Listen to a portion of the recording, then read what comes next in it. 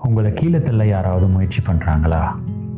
நீங்கள் நினைக்கிறீங்களா அதுதான் உங்களுடைய வாழ்க்கையின் முடிவு அப்படின்னு? நீங்கள் என்ன செய்கிறீங்களோ அதுதான் உங்கள் வாழ்க்கையை முடிவு பண்ணும். நம்ம வாழ்க்கையில் சில பேர் இருப்பாங்க, நம்மளை சுற்றி இருப்பாங்க, நம்ம முன்னேறக்கூடாது அப்படின்னு நினைப்பாங்க. நம்மளுடைய வெற்றியை அவங்க பார்த்துடவே கூடாது அப்படின்னு நினச்சிக்கிட்டு இருப்பாங்க. நம்ம என்னைக்கு தோக்குறோம் அப்படிங்கிறது தான் அவங்களுடைய பிரதான அபிலாஷையாக இருக்கும். அதுக்காக காத்திருப்பாங்க.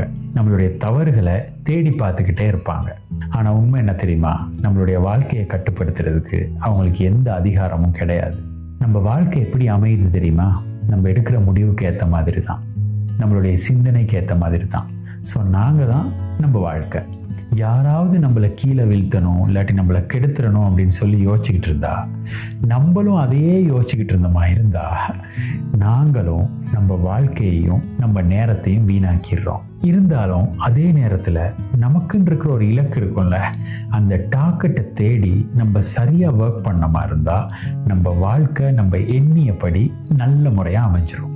அதனால நம்ம வாழ்க்கையை கீழே தள்ளுறதும் நம்ம வாழ்க்கையை உயர்த்துறதும் நம்ம கையில் தான் இருக்குது.